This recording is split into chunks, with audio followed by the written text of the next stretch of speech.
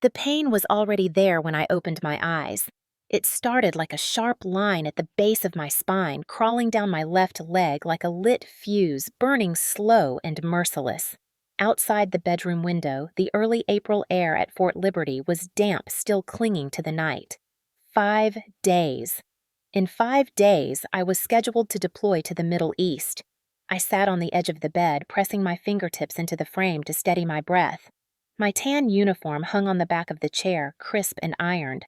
I had done that last night while counting the pain between each breath. Deployment waits for no one, certainly not for a woman who could not even stand without wincing.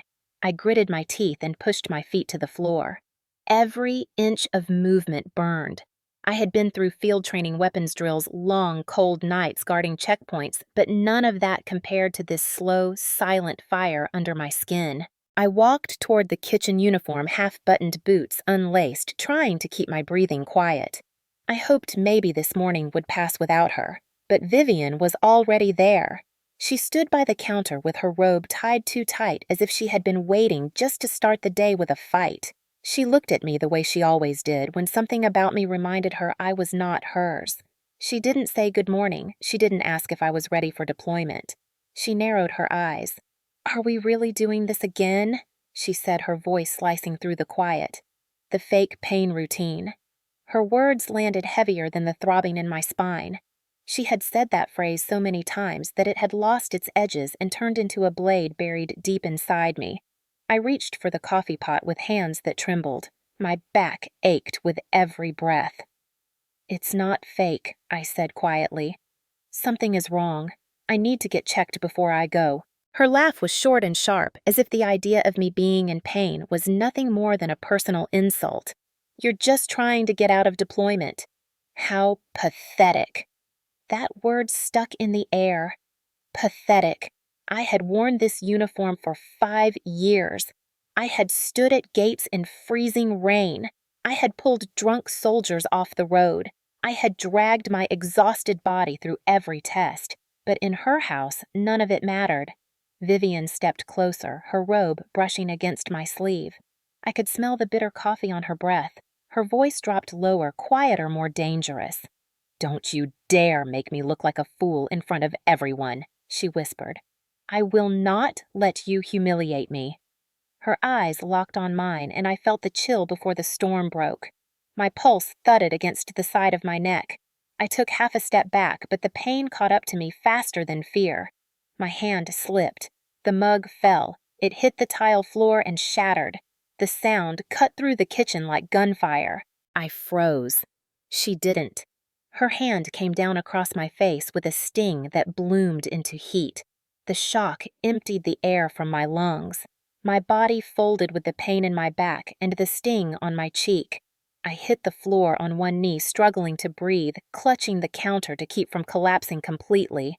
Vivian hovered above me, her shadow long and sharp under the kitchen light. "Stop pretending," she said through clenched teeth. "You will not embarrass me or your father." Her words climbed into the morning stillness like smoke. I tried to push myself up, but the fire in my spine roared back, locking my breath, shaking my legs. My eyes watered not from the slap, but from the humiliation of begging someone who would never believe me. 5 days. I kept repeating that in my head. 5 days until I had to board a plane and wear the same uniform she loved to use against me. My hand trembled as I reached for the chair, trying to stand, trying to hold on to something solid. Her voice followed me like a knife at my back. "Weakness has no place in this family," she spat. I could taste iron on my tongue. The room tilted. My breath came in short, uneven bursts. I wasn't just hurt. I was invisible. She turned her back to me as if the sight of me on the floor disgusted her. I stared at the broken mug scattered on the tile. It looked like how I felt shards everywhere, sharp edges that used to belong to something whole.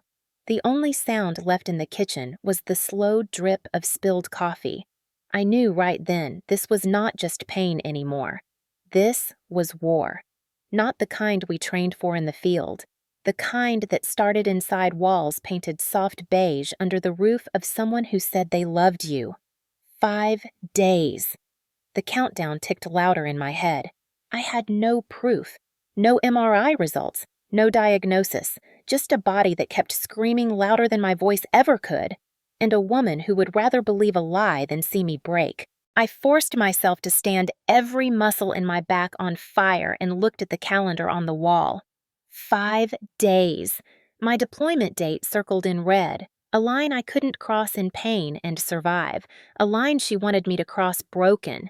I didn't know it yet, but this morning would be the last time she would ever call me a liar without consequence. What would you do if someone close to you denied your pain and called it a lie? When people ask what makes a soldier strong, they always expect stories about boot camp battle drills or the first time you stand in formation under the weight of a rucksack that makes your shoulders burn. But for me, strength was forged long before the uniform. It began the year Vivian walked through our front door with a smile that never reached her eyes. I was 13 when my mother died. I still remember the last time I saw her.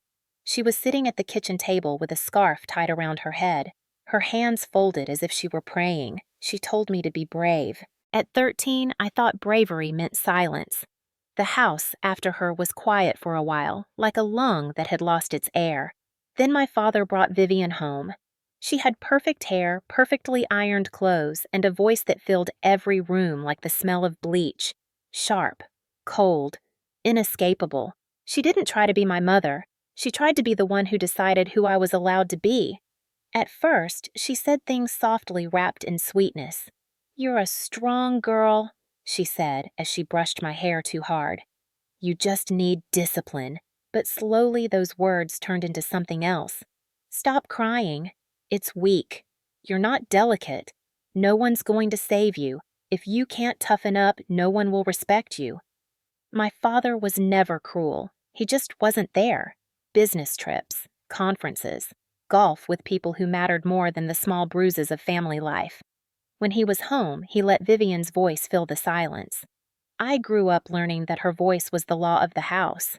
By 16, I stopped telling her anything. When I scraped my knee, she said it was nothing. When I failed a math test, she said I was lazy. When I cried, she told me to get it together. When the pain in my back started for the first time during high school track, she told me I was dramatic. Every weakness was a sin. Every tear was a weapon she used against me.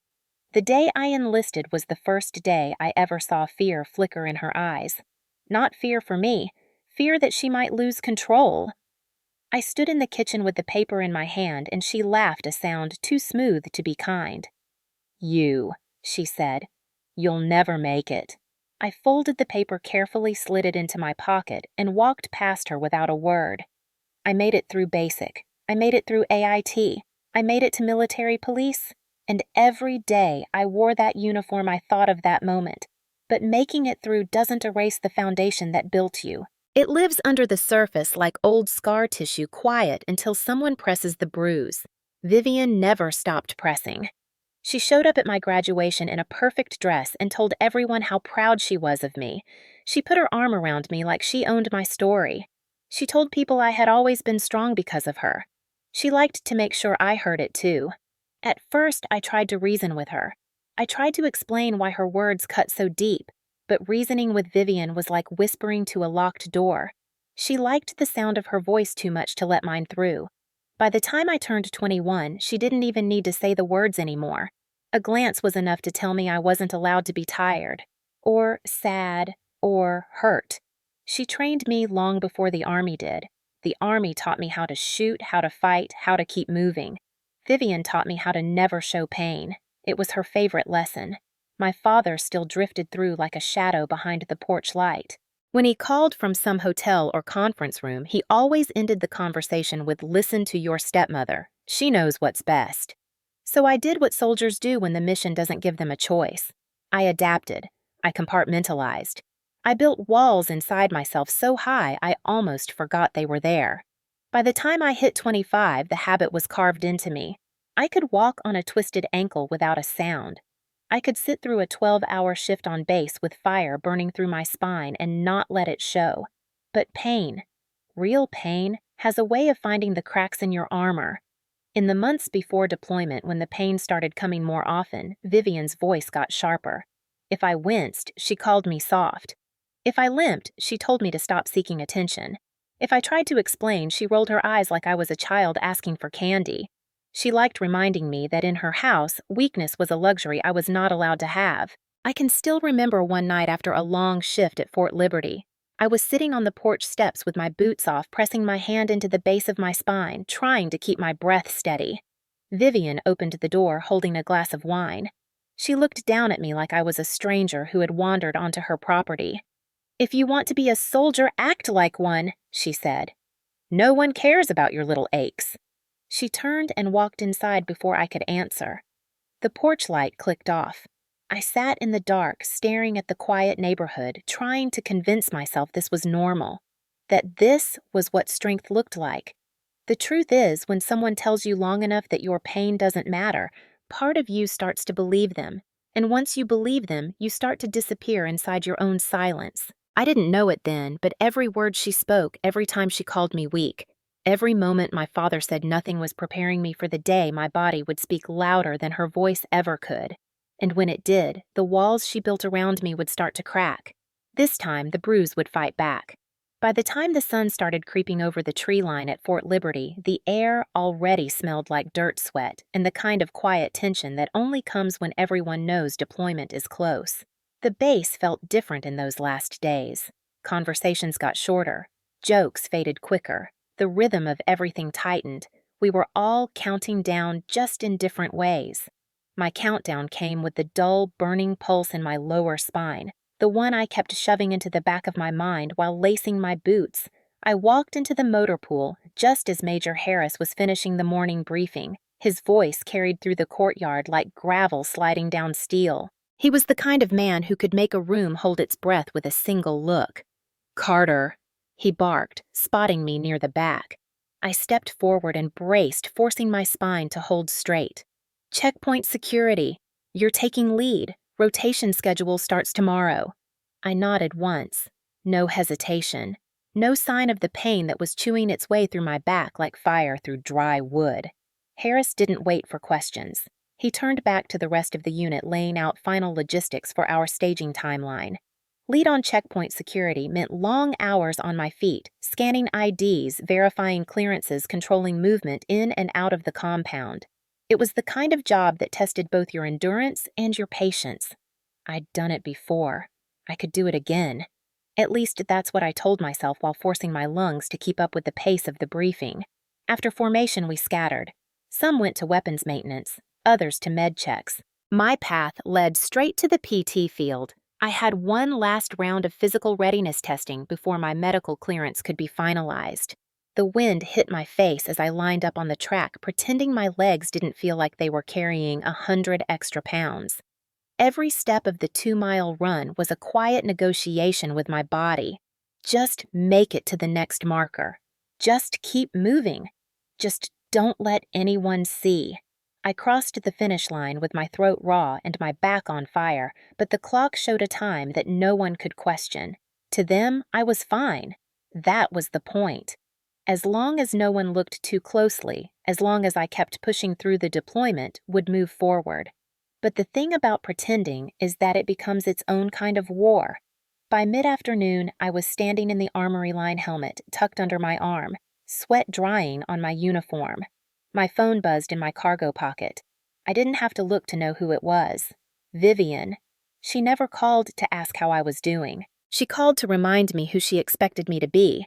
I stepped outside near the concrete wall and answered. "If you can't go through with this," she said without a greeting, "that's on you. Don't you dare embarrass this family." I clenched my jaw and said nothing. She filled the silence with the sound of her voice. "Do you understand me?" "I understand," I said quietly. "Good. Don't make excuses." Then the line went dead.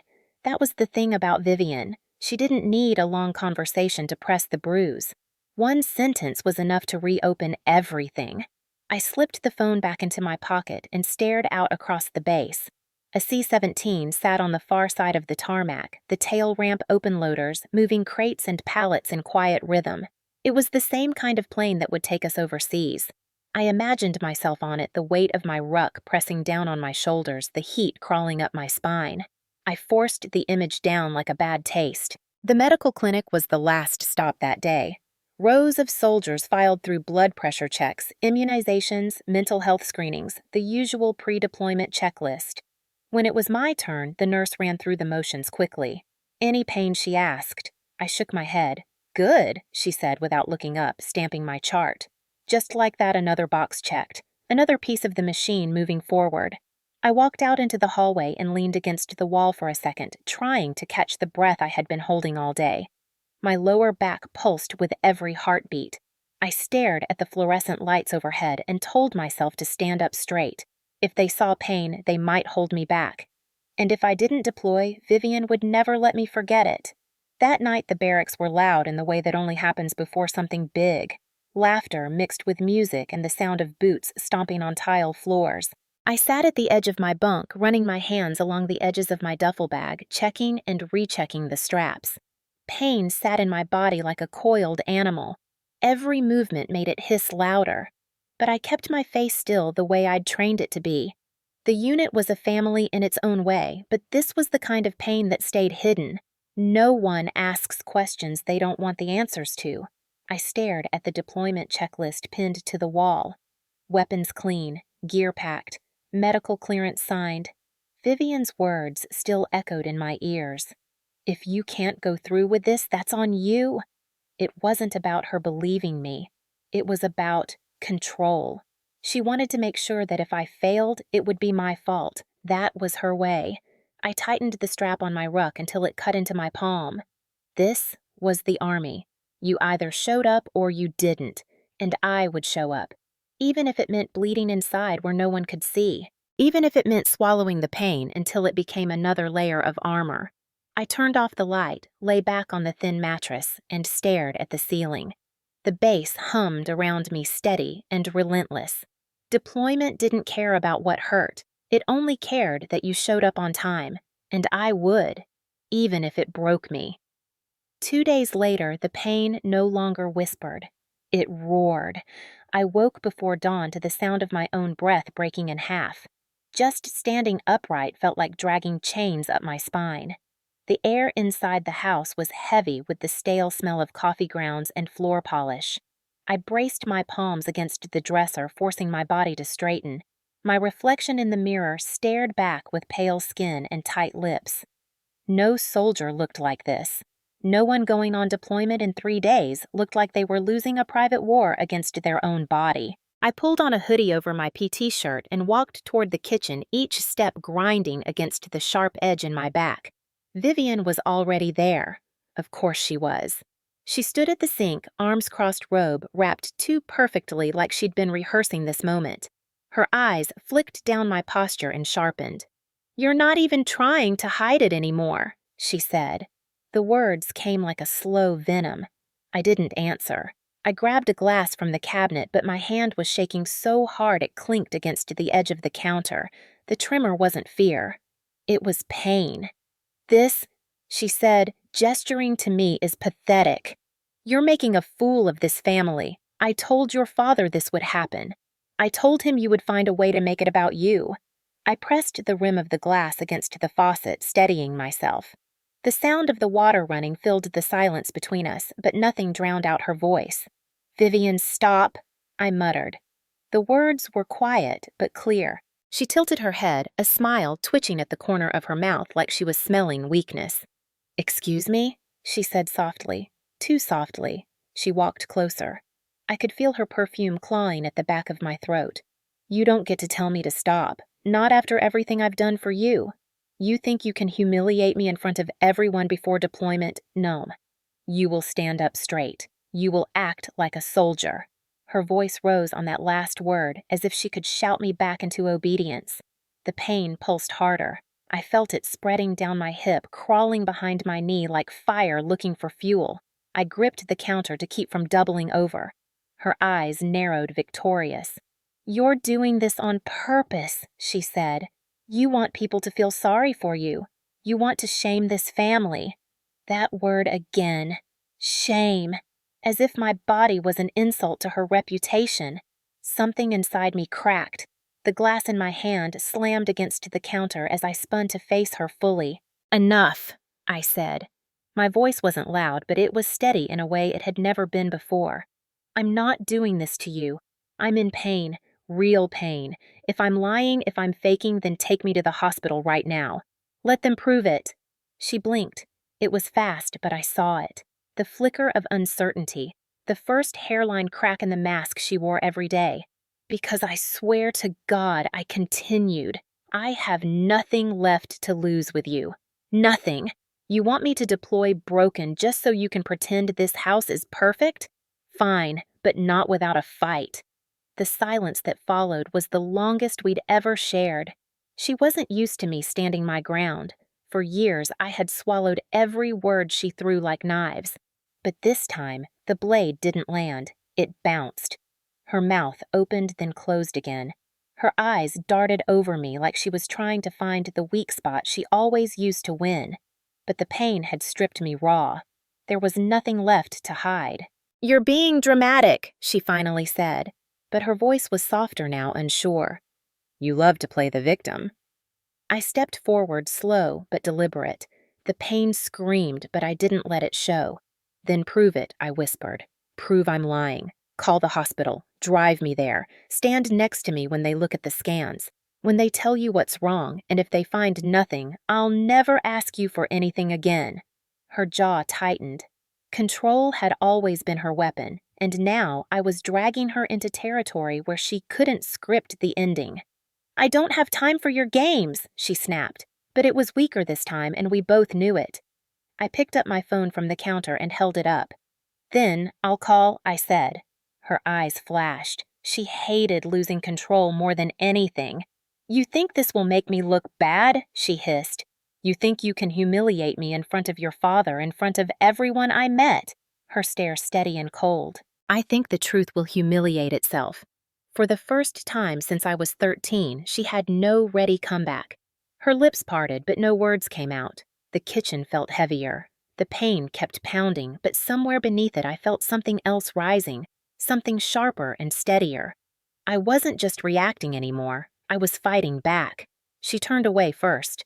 That alone was a small victory. She grabbed her coffee cup and muttered something I didn't catch, but the tremor in her voice was enough. She knew the ground beneath her wasn't as solid as before. I leaned against the counter, breathing through the ache until my vision stopped swimming.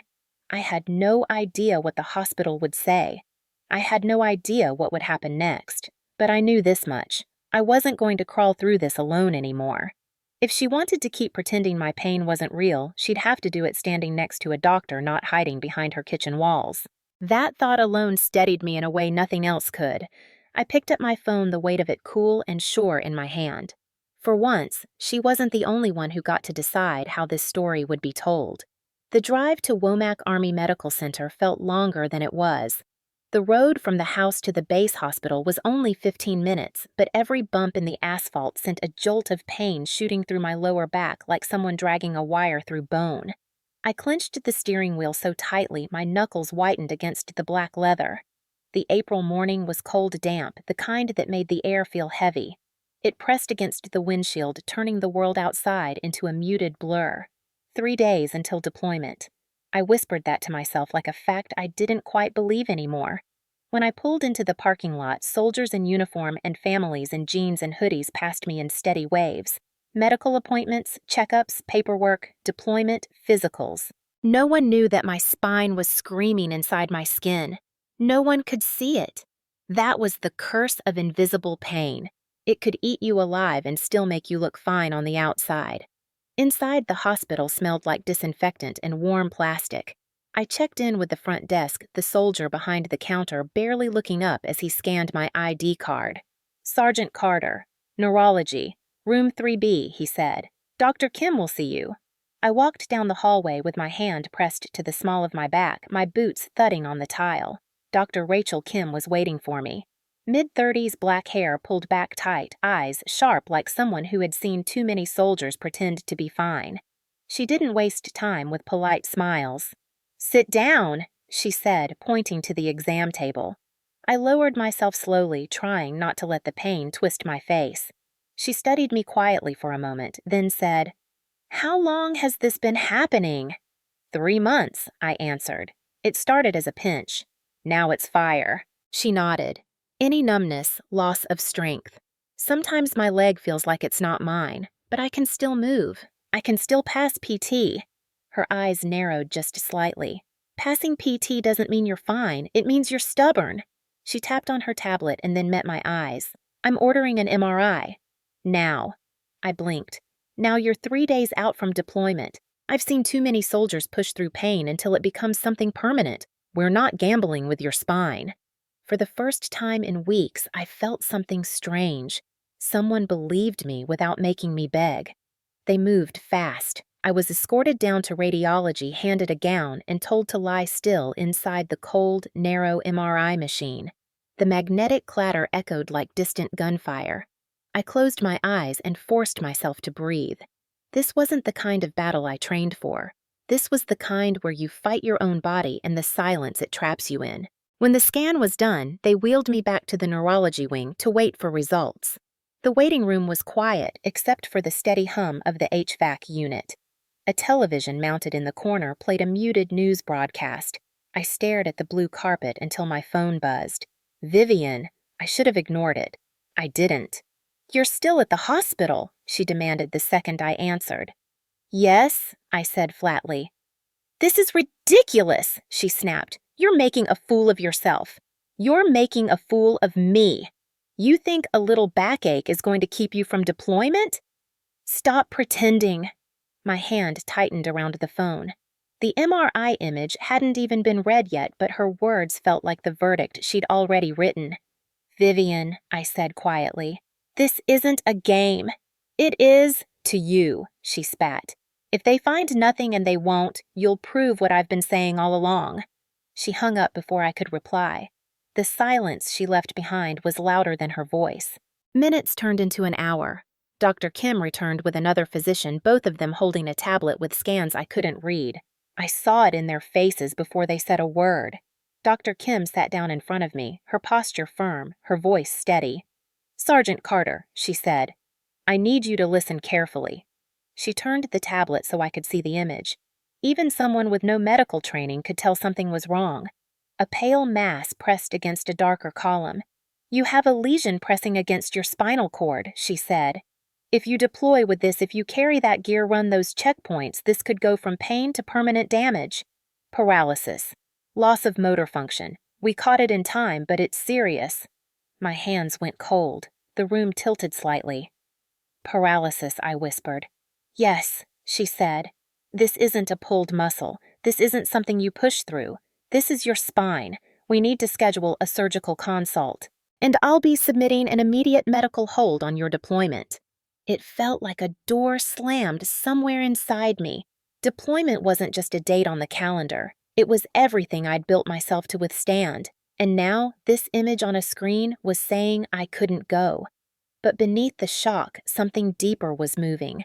For weeks, Vivian had told me it was all in my head. For weeks, I'd questioned myself. And now, here it was. Proof. Cold, clinical, undeniable. Dr. Kim glanced at the nurse and said quietly, Notify JAG. Within the hour, Captain Ethan Blake arrived, tall, calm, with the kind of presence that made rooms stop spinning. He introduced himself with a short nod. Sergeant Carter, I'm here to process your medical hold paperwork. This means your deployment is officially paused pending surgery and recovery. We'll work with your unit commander on reassignment after treatment. His words landed like a foreign language. Paused. Surgery. Recovery. Words that didn't exist in the mental map I'd drawn of my future. Dr. Kim rested a hand lightly on my shoulder. This is not the end of your career, she said. It's the beginning of your healing, but you need to take this seriously. I nodded, but the tears were already stinging the corners of my eyes. Not because of the pain, not because of the fear, but because someone had finally said the words I'd been screaming silently for months. You're not imagining this. I covered my face with my hands, breath shuddering. A uniformed nurse walked quietly out of the room, giving me space. Ethan Blake stepped aside to talk with Dr. Kim in low, practiced tones. Medical codes, legal documentation, deployment protocol. It all blurred into background noise. What I heard clearest wasn't their voices. It was the sound of my own heartbeat slowing down for the first time in weeks.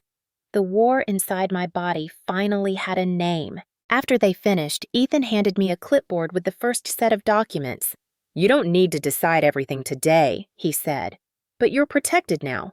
This isn't up to anyone else, not your unit, not your family, not your stepmother. This is medical law.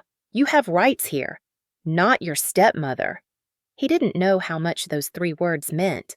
Vivian had controlled the narrative my entire life. Now for once, she didn't get a vote. When they left me alone again, I pulled my phone out of my pocket. Her name glowed on the screen. A message this time. "They're going to laugh at you. Everyone will know." I stared at the words, feeling something shift in me. Her voice was no longer the loudest one in the room. It had been drowned out by the sound of truth, by the calm authority of a doctor, by the legal weight of a JAG officer, by the image of that lesion pressing against my spine like a silent predator that someone finally saw. I put the phone down on the chair beside me. I didn't need to answer. Not anymore. The hallway outside was filled with soldiers walking in both directions, each carrying their own invisible battles. For the first time in months, I didn't feel like a fraud among them. I felt seen. I leaned back against the wall and closed my eyes. Hot tears slipped down my face, silent and fast. Not from weakness, not from fear, from relief. For the first time since this began, someone believed me. That belief felt like armor, real armor, the kind that doesn't crack when someone says you're faking. In that sterile hospital room with the echo of MRI images still burned into my mind, I understood something sharp and clear. This wasn't just a medical turning point. This was the day the power shifted. The next time Vivian tried to call me a liar, she wouldn't be facing a broken woman trying to stand straight. She'd be facing the truth, and the truth was no longer silent. Vivian arrived at the hospital like a storm wearing perfume. The automatic doors hissed open, and she marched down the hallway as if the place belonged to her. Her heels struck the tile like gunfire, quick and sharp, each step announcing her fury before she even reached my room. I'd been sitting in a hospital chair with a heating pad pressed against my lower back, trying to let the numbness of exhaustion sink in. Dr. Kim had just finished explaining the surgical consult and JAG protocols when the nurse at the door stiffened. Vivian's voice cut through the corridor. "Where is she?" I felt my chest tighten, but this time it wasn't fear. It was the weight of something shifting. She pushed the door open before anyone could stop her. "There you are!" She snapped, eyes locked on me like I was an enemy soldier instead of her stepdaughter. Her lipstick was too neat, her hair too polished, as if she'd prepared for a performance. "What exactly do you think you're doing?" Dr. Kim calmly stepped forward. "Mrs. Carter, this is a medical facility. You need to lower your voice." Vivian ignored her. "This is ridiculous. She's wasting the Army's time. She's not sick. She's always been dramatic." Her gaze swept the room as if she expected applause. She found none. I sat there, hands folded in my lap, the IV line at my wrist, my uniform folded neatly on the chair beside me. For once, I didn't scramble to defend myself. I didn't stammer or shrink. I just watched. Dr. Kim took one small step closer to the screen, mounted on the wall, and pressed a button. The MRI image lit up, filling the room with cold light. "Mrs. Carter," she said evenly, "this is your stepdaughter's spinal cord. This white mass here," she pointed to the glowing shape pressing against the darker column, "is a lesion compressing critical nerve pathways. If she deploys, if she lifts heavy gear, if she sits on a plane for 15 hours, there's a high probability of permanent neurological damage." Vivian froze. It was small, just a blink, but I saw it.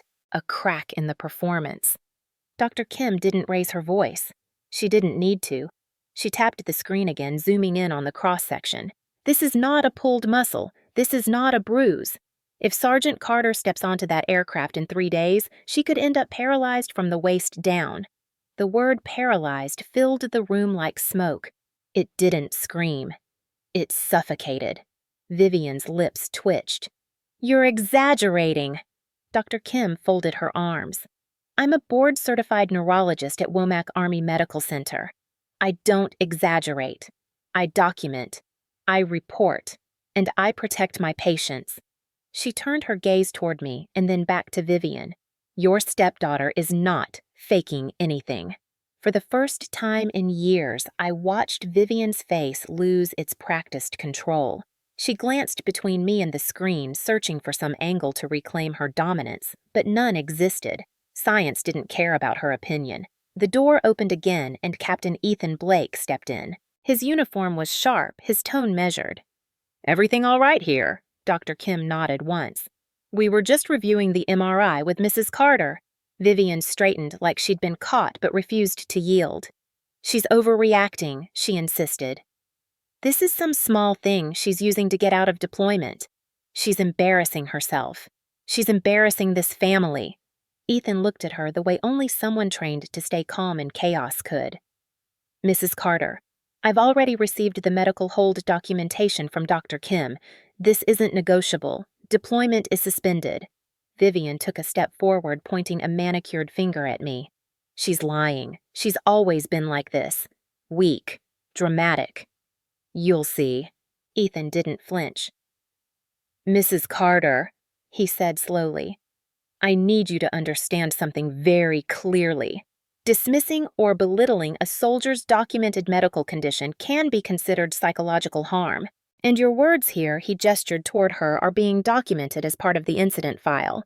They can and will be used as evidence if this affects Sergeant Carter's well-being or service record." Her hand dropped. For the first time since I met her, I saw something I had never seen in Vivian's eyes: doubt. She opened her mouth, but nothing came out. Her usual arsenal of insults and accusations didn't work in this room, not against legal authority, not against medical proof glowing on a screen behind her. Dr. Kim broke the silence. "Mrs. Carter, this is not about you.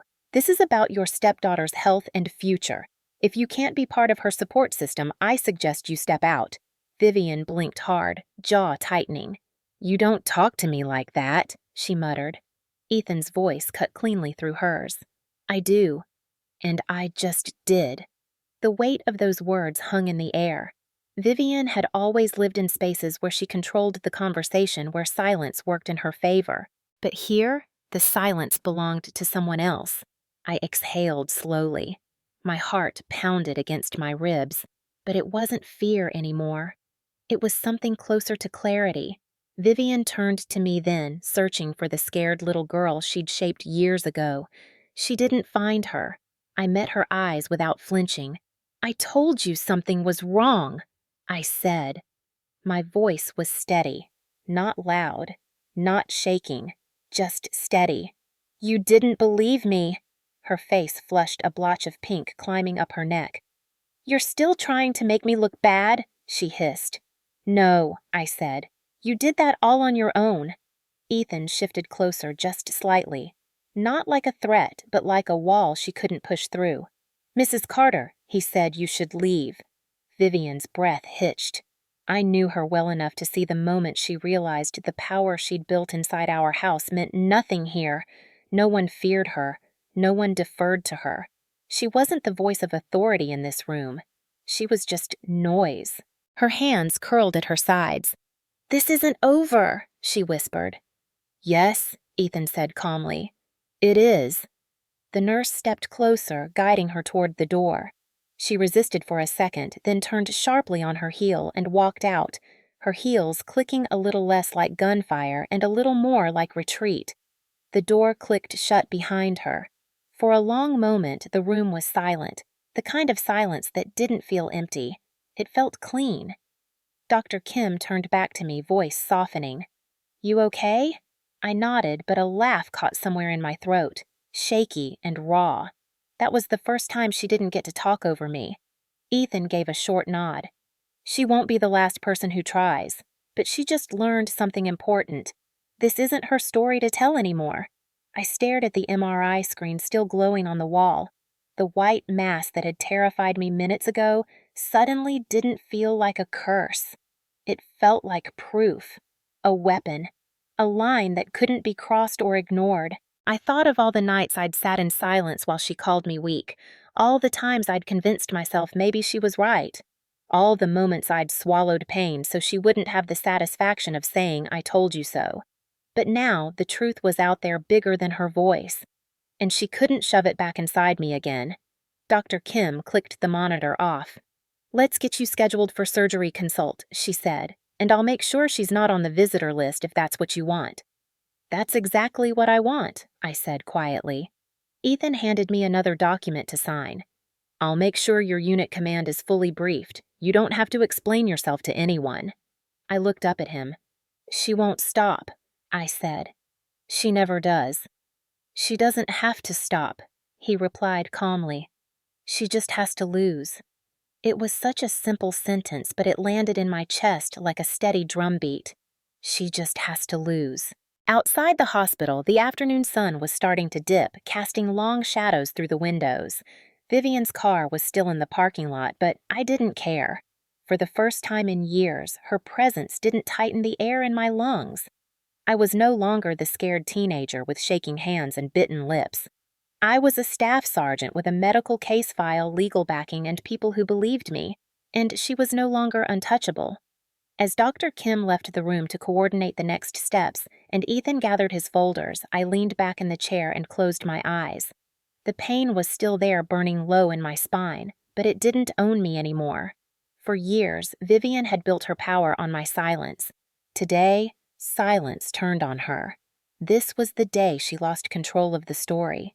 1 week later, the auditorium at Fort Liberty was packed. Rows of metal chairs stretched from one end of the hall to the other, occupied by soldiers in uniform and their families in every kind of civilian clothing imaginable. There was a quiet current in the air, the kind that always hung over a family readiness briefing before deployment. It wasn't the loud kind of tension you heard on a flight line. This was the still, slow kind, the kind that crawled up your spine and sat behind your ribs. I was seated near the front, hands folded in my lap, the brace around my lower back hidden beneath my jacket. My deployment paperwork now had a red stamp across the top, medical hold. My world had changed in 7 days.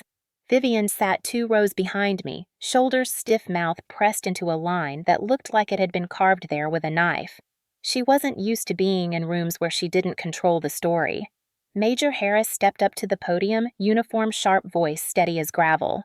"Ladies and gentlemen," he began, "thank you for being here. As many of you know, this briefing is to review final deployment procedures and family readiness plans. Today, I also need to address a specific update regarding one of our soldiers." The quiet thickened. I felt every eye in the room. "Staff Sergeant Sloan Carter," he said, glancing briefly at me. "Deployment delayed for medical emergency. The Army does not deploy soldiers at risk of permanent injury or disability. We protect our own, and that means we prioritize health before mission." There was a murmur through the rows. A few heads nodded. Some people looked confused. I kept my face neutral, my hands steady. Harris continued. "Dr. Rachel Kim, neurologist with Womack Army Medical Center, will briefly address the medical process and why medical holds like this exist to protect soldiers and the mission." Dr. Kim stepped forward wearing her hospital ID and a calm that could cut through storms. She didn't use dramatic words. She didn't have to. Without disclosing private medical information, she said clearly, "What I can tell you is this. Some medical conditions are invisible until they're not. In some cases, deploying under those conditions can result in catastrophic injury. When those conditions are identified, deployment is paused. This is not weakness. This is protection. This is policy." Her words hung in the air like steel, unshakable. Vivian shifted behind me. I could feel it without turning around. She had been buzzing like a wasp since she walked into this room, waiting for the moment to strike. But Dr. Kim's calm voice built walls she couldn't climb. Major Harris returned to the podium. "There's another matter that needs to be addressed," he said, and this time his voice carried the weight of something sharper. "We've received credible reports and recorded communications involving inappropriate remarks made toward a soldier regarding their medical condition." The room went silent. Ethan Blake, in full dress uniform, stepped forward. He held a small recording device and a printed transcript. His voice didn't rise. It didn't need to. On the date prior to medical diagnosis, he began a phone call was made to Staff Sergeant Carter from a family member. In this call, the soldiers' pain was dismissed as a lie and their integrity questioned. This occurred during a period when the soldier was undergoing emergency medical testing. This kind of language is unacceptable and documented as psychological harm under Army regulations. A sharp crack of silence followed his words. Then Ethan pressed play. Vivian's voice spilled out into the microphone. "You're making a fool of yourself. You're making a fool of me. You think a little backache is going to keep you from deployment. Stop pretending." The recording filled the auditorium, bouncing off the metal walls, reaching every ear. The air shifted. It wasn't loud. It was heavy. Soldiers stiffened in their seats. Wives, husbands, children, parents all stared toward the source of the voice. Vivian's face drained of color. Ethan clicked stop. "This recording was entered into the official JAG documentation," he said evenly. "This is not only inappropriate, it is dangerous. Dismissing legitimate medical concerns can escalate injury and jeopardize mission readiness. It also violates the expectation of respect toward service members facing medical hardship." Dr. Kim stepped back up. "I stood in the room when we reviewed the MRI," she said. "This soldier is facing a serious medical issue, and while medical teams do their part to protect lives, family support is often what holds soldiers together during moments like this. Words can either build walls or burn them down." The room stayed silent. Every single eye turned toward Vivian. She tried to hold her posture at first, chin lifted, shoulders squared. But the room wasn't bending to her. Not anymore. She opened her mouth. Nothing came out. Major Harris's voice cut through the silence. "Mrs. Carter," he said evenly, "this is a place that honors soldiers. If you cannot show respect to those who wear the uniform, you don't belong in this room." Her breath hitched. She shook her head. I was just..." Ethan's eyes didn't move. "This is not a debate. This is evidence." Someone in the back of the room coughed, the sound sharp in the stillness. Vivian's shoulders began to shake. For a woman who had built her world on control, this moment was a cliff she had no footing on. She took a step back. Her knees buckled. She dropped. The sound of her knees hitting the tile floor echoed in the room louder than her insults ever had. She tried to speak again, but this time her voice cracked. "Please," she whispered. "I didn't mean..." But no one rushed to help her. Dr. Kim stood still. Ethan stood steady, and Harris's expression never changed. Vivian's tears started to fall. For years, I had seen her make others small with words. Now she was the one shrinking under the weight of her own. Harris gave a slight nod to the MP standing near the door. The soldier moved forward. "Mrs. Carter Harris said you're being escorted out. This briefing is for soldiers and their families who support them. That doesn't include harassment." Two MPs gently took her by the arms, lifting her to her feet. She didn't resist. Her hands covered her face as they led her down the aisle past rows of silent families. No one whispered. No one reached out. They all just watched her go. The door shut behind her with a soft thud. Dr. Kim returned to the microphone. "Medical conditions don't define strength or weakness," she said quietly. "But how we treat each other in moments like these does." A murmur of agreement spread through the crowd. Major Harris nodded once. "Briefing will continue." His voice didn't linger on what had just happened. It didn't have to. The moment had already carved itself into the room. I sat still in my chair, hands steady, breathing slow. The last traces of the old fear, the one that had lived in my chest for years, whenever Vivian raised her voice, were gone. She could no longer reach me. Not here. Not ever again. When the briefing ended, soldiers and families filed out in quiet lines. A few people touched my shoulder as they passed. Nothing dramatic, just silent gestures of respect that meant more than words. Ethan stopped beside me, his expression calm. That he said was the sound of truth being louder than her. Dr. Kim added softly, "She can't rewrite what's already written down." I nodded, eyes stinging with the kind of tears that weren't weakness. They were release. Outside the auditorium, the late April sun was bright, the sky wide and clean. The base hummed with deployment preparations, as if nothing monumental had just happened. But inside me, everything had shifted. For the first time since this started, Vivian's voice wasn't above mine. It was beneath it.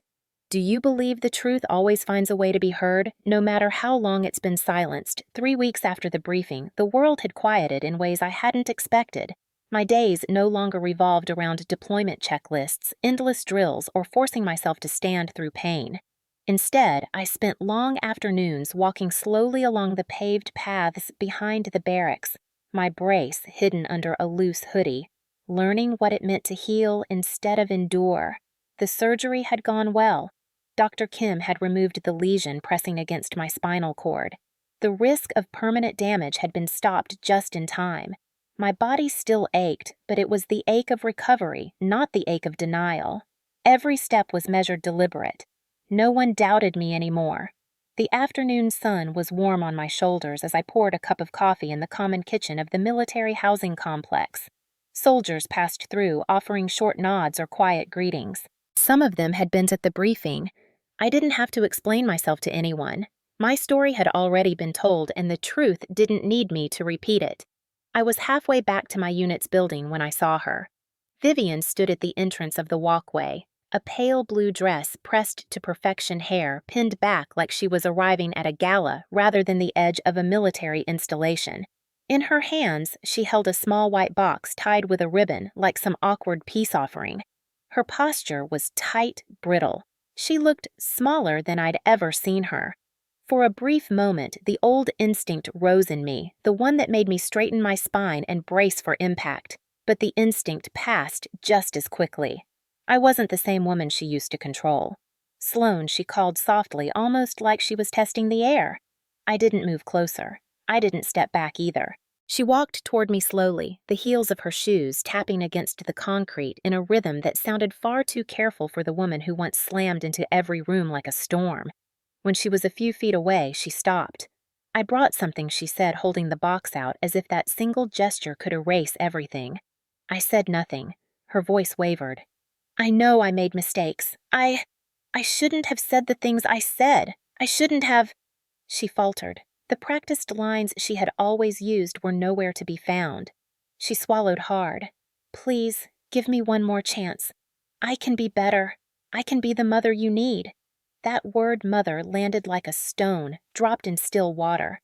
It made ripples, but it didn't shake me. I tilted my head slightly. "You're not my mother." My voice wasn't angry. It didn't need to be.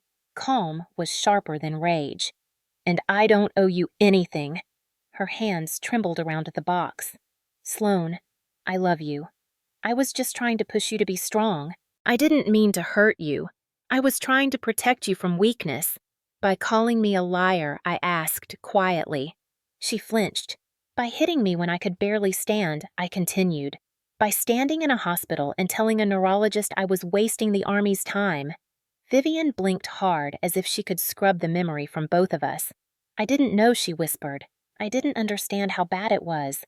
Please, I can make this right." I shook my head slowly. "You can't unmake what you did, and you can't undo who you've been. I spent most of my life trying to make myself small enough to keep your world tidy. That's over." She took another step forward, clutching the box as if it could anchor her. "Please don't do this," she said. "Don't turn your back on me." "I'm not turning my back," I said steadily. "I'm walking away from something that should never have had power over me to begin with." Tears filled her eyes, then not the angry, manipulative kind she used to weaponize, but real tears. But even real tears can't undo years of cruelty. She lowered the box to her side. Her voice cracked like thin glass. "I've lost everything," she whispered. I looked at her, and for the first time I didn't feel fear or anger. Just distance. "No," I said quietly. "You lost control. That's not the same thing." The air between us thickened with everything that had ever gone unsaid. All the slammed doors, all the swallowed words, all the bruises left behind by her voice. She stood in the sunlight, looking exposed, stripped of the power she once wielded so easily. "People are talking about me," she said suddenly, her voice desperate. "After that, recording. After the briefing. They all look at me like I'm a monster." I didn't look away. "You made yourself into that monster. I just stopped covering for you." Vivian's face crumpled. Her knees buckled slightly as she took another step forward, her voice cracking. "Sloan, please. Just one chance. I'll fix everything. I'll be better." I felt the warmth of the sunlight on my face, the cool weight of the brace on my back, the steady beat of my own breathing. For once, I didn't feel the need to justify my pain. I didn't feel the need to explain. I'm not the one who needs convincing, I said. "You are, and I'm done being the audience for your performance." Her tears spilled over, streaking her mascara down her cheeks. She clutched the box tighter as if the weight of it could keep her from collapsing, but it couldn't. No gift in the world could stitch back the years she'd spent tearing me down. Vivian dropped to her knees on the sidewalk just like she had in the auditorium, but this time there was no audience. No soldiers. No officers. No one to witness her except the woman she used to control. "Please," she sobbed. "I can't lose you." I exhaled slowly, my voice quiet but unyielding. "You already did." The breeze moved through the trees overhead, soft and unhurried. I watched her kneel there, and for the first time in my life, I didn't feel small in her presence. She was the one shrinking now. I stepped around her. I didn't take the box. I didn't look back. Her cries followed me, but they didn't sink into my bones the way they once would have. They stayed behind her where they belonged. As I walked back toward my unit's building, I thought about how different silence felt now. It wasn't the silence of being trapped anymore. It was the silence of being free. For years, I'd let her voice define the shape of every room I entered. Now, her voice was just another sound fading into the distance. She had come to my door expecting the frightened girl she had raised a girl who would bend. What she found was a soldier who no longer owed her obedience. Behind me, I heard the faint thud of the box hitting the pavement. I didn't turn around to see it break. I didn't need to. Some things aren't meant to be picked back up. The first morning back on base after being cleared for limited duty felt strangely quiet. Not the tense kind of quiet that clings to the air before deployment, but a steadier one, like the calm that follows a storm that has torn through everything and left only what matters standing. My boots crunched softly on the gravel as I walked across the compound toward the logistics office. I wasn't heading for the checkpoint lines anymore. No deployment rotation, no early morning weapons checks, no endless drills under a burning Carolina sun. Instead, I'd been reassigned to temporary logistics work during my recovery period. It wasn't glamorous, but it gave me purpose. It gave me something to build instead of something to hide.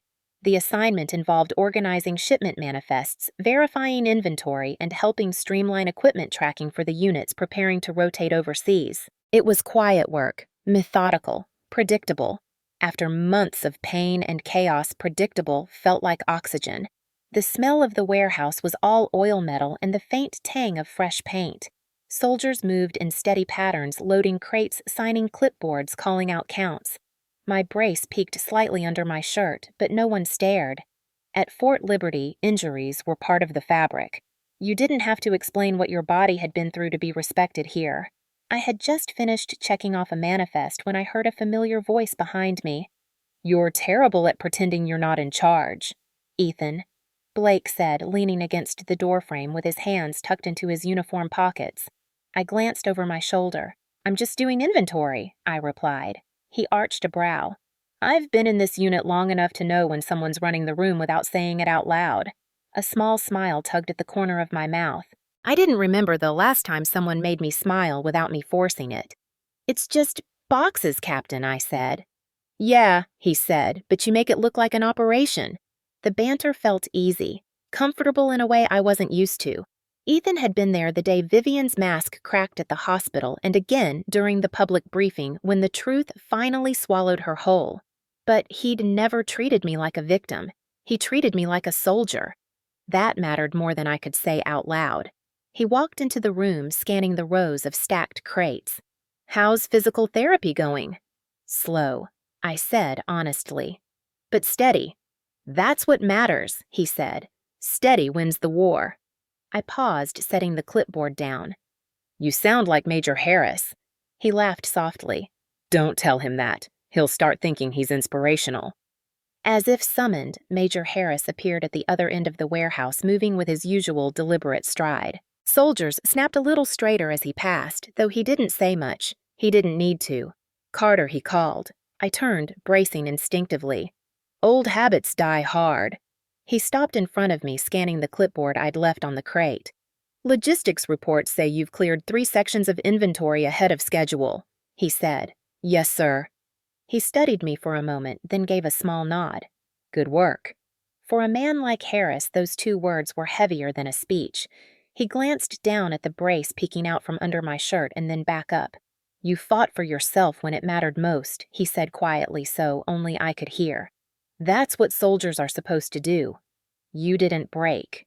You adapted. A tightness built behind my eyes, the kind that isn't pain, but something older. Thank you, sir, I managed. Don't thank me, he said. Just keep showing them what strength actually looks like. Then he turned and walked back toward the loading bay, leaving behind the kind of silence that meant more than noise ever could. Ethan raised a brow. Was that an actual compliment?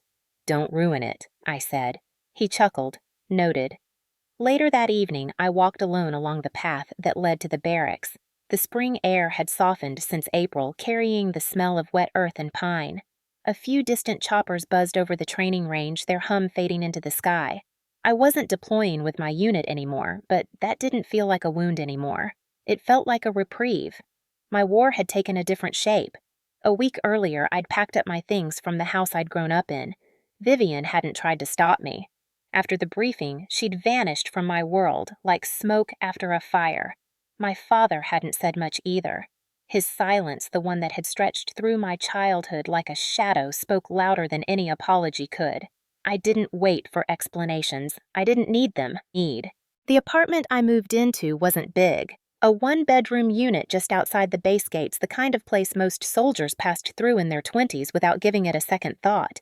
But to me, it felt like my first real home. No footsteps in the hallway that made my chest tighten. No doors opening too fast. No voice telling me I wasn't enough. Just quiet. Just mine. The first night there, I sat on the floor with a cup of coffee and no furniture, listening to the steady hum of the base traffic in the distance. It wasn't glamorous. It wasn't grand. But it was free. Physical therapy became a daily ritual. Pain was still there, but it was no longer a punishment. It was proof that I was healing. Every stretch, every exercise, every ache carried me further away from the woman Vivian had tried to build out of fear. Ethan showed up sometimes not as Jag, not as someone in uniform delivering bad news, but as a friend. He brought black coffee and sarcastic comments. He made space without trying to fill the silence. Some nights we talked about nothing. Some nights we didn't talk at all. That was enough. One evening after a long day of rehab, we sat outside the apartment steps, watching the last of the sun dip behind the tree line. The light caught the edges of his uniform, softening everything about the day. You ever think about what comes after, he asked. After what? After all of it, he said. After the fight. After the noise. I thought about it for a long time. I used to think after didn't exist. I said, but now, I think it might. He nodded like he understood exactly what I meant. I didn't know what the future would look like. Maybe it would be another deployment one day. Maybe a different duty station. Maybe something entirely new. But it would be on my terms. 2 days later, Dr. Kim cleared me for increased mobility. The way she said, "Your healing," carried more weight than any medal I'd ever received. She'd been the first to believe me. That mattered. When I left her office, the sky was bright and open. I climbed into my car, turned the key, and let the radio fill the silence. For once, I didn't think about Vivian. I didn't think about my father. I didn't think about all the times I'd swallowed pain to survive. I thought about the present. Fort Liberty stood behind me like it always had, but I wasn't standing in the same place anymore. I was moving forward. And this time, no one else was writing the script. 6 months later, the air at Fort Liberty carried that familiar kind of weight that only deployment mornings have. The sun had just begun to rise, laying a soft golden light across the tarmac, painting the C-17 transport planes in muted amber. I stood at the perimeter gate, hands resting lightly on the rail, the faint wind tugging at the edges of my uniform jacket. The ache in my lower back was still there, faint and quiet, like a scar that hums on cold days, but it wasn't pain that owned me anymore. It was a memory. Soldiers filed toward the aircraft in practiced lines, their boots hitting the ground in rhythm gear strapped tight against their bodies. I knew that rhythm by heart. I'd lived it for years. But this time, I wasn't in formation. I was standing still, watching others walk toward their own chapters. I had already fought a different kind of war and won. A year ago, I would have given anything to be among them to prove myself by swallowing pain and calling it strength. But now I understood something far deeper. Real strength wasn't silence. It wasn't hiding the wound until it rotted beneath your skin. Real strength was forcing the truth into the light, even when everyone around you tried to keep it buried. The gate guard gave me a quiet nod as I stood there. The bass wasn't loud this early, but it vibrated with quiet urgency, the kind that comes from knowing lives are about to scatter to different corners of the world. I closed my eyes for a second and let the wind wash over me. The sound of engines firing up filled the air low and heavy like a heartbeat. 6 months had changed everything. The surgery had healed well. The brace was gone. The scar running low along my spine was thin and pale, a quiet reminder of a battle no one else had seen. I'd completed my physical therapy, passed my fitness evaluations, and returned to full duty. But the woman standing at the gate now wasn't the same one who had collapsed in the kitchen under Vivian's hand, trying to convince someone her pain was real. That woman had disappeared the day truth drowned out Vivian's voice. Vivian herself had vanished from my world in the months after the briefing. No calls, no letters. Not a single attempt to return after that last afternoon outside the barracks. My father stayed quiet too. His silence was as familiar as the smell of the Carolina pines in summer. I didn't chase either of them. Their absence wasn't a hole. It was space. Space I had filled with something better. I had moved fully into my apartment just outside the base, decorated it with things that made sense to me and no one else. A black and white photo of my mother on the wall, a plant I kept alive longer than I thought I could, a stack of books on the coffee table that I actually had time to read. Ethan came by often. We'd fallen into a steady rhythm, sometimes coffee, sometimes late-night walks by the fence line, sometimes silence that didn't feel like a weapon. We didn't rush whatever it was between us. The truth was, I was still learning how to live without someone else's voice in my head, but the steady way he showed up mattered. It was quiet, sure, but real things usually are. Kim still checked in every now and then, not as a doctor anymore, but as someone who had been there the day everything shifted. She called it routine follow-up. I called it a reminder that belief can change everything. Major Harris had kept his distance in his own way, though he had a habit of appearing at the exact right moments with his usual blunt encouragement. A month ago, he'd handed me a commendation letter for maintaining exemplary performance during my reassignment. He didn't make speeches. He just handed it to me, grunted, and walked away. That was his way of saying I mattered. The engines of the aircraft roared louder now, snapping me back to the present. The soldiers began climbing the ramp, their figures outlined against the rising sun. I remembered standing in their boots once hiding pain behind my teeth. I remembered thinking that strength meant being silent. I had believed that for so long, but the scar along my back told a different story now. Strength isn't silence. Strength is the moment you force the truth to speak when no one else will. Strength is standing in a hospital room with a doctor pointing at an MRI image and refusing to be erased. Strength is sitting in an auditorium while your abuser crumbles under the weight of their own words. Strength is walking away from someone who built their identity on controlling yours. I exhaled slowly, letting the wind carry the sound away. Vivian had once been the center of my world, her approval, her contempt, her rules. Now she was just a footnote in a story she didn't get to control anymore. The damage she'd done was real, but it wasn't permanent. Some scars don't disappear. They harden into armor. I stepped closer to the gate, letting the rumble of the departing planes fill the space around me. I could feel the ground vibrate beneath my boots. It wasn't deployment day for me, but it felt like something bigger. It felt like the day I finally stopped being afraid of what came next. I imagined the 13-year-old version of myself standing beside me, the one who learned early that crying was weakness, that pain was shame, that silence was survival. I wished she could see this moment. I wished she could see that one day the very thing that made her feel powerless would become her proof of strength. She wouldn't need anyone else to believe her. She would believe herself. A voiceover rose in my mind, soft but clear. They say strength is staying silent, swallowing pain, pushing through no matter what. They're wrong. Strength is forcing the truth to speak when no one else will. It's choosing yourself when someone else tries to own your story. The aircraft lifted off the runway wheels, folding in, climbing into the gold-washed sky. I watched until it became a dark silhouette against the light. I smiled, not the forced smile I'd worn for years under Vivian's roof, but the real one that comes when you finally stop holding your breath. This chapter wasn't about Vivian anymore. It wasn't even about the lesion or the courtroom-like silence of the auditorium or the scar on my back. It was about the quiet after. The life built not on survival, but on choice. I turned away from the gate, letting the sound of the engines fade behind me. My steps were steady, unhurried, and for the first time light. Vivian was gone, but the lesson remained. If someone has ever tried to silence your pain, to make you doubt the truth of your own body, your own story, don't let them. Your voice matters. Your truth matters. And if you're ready, share your story below.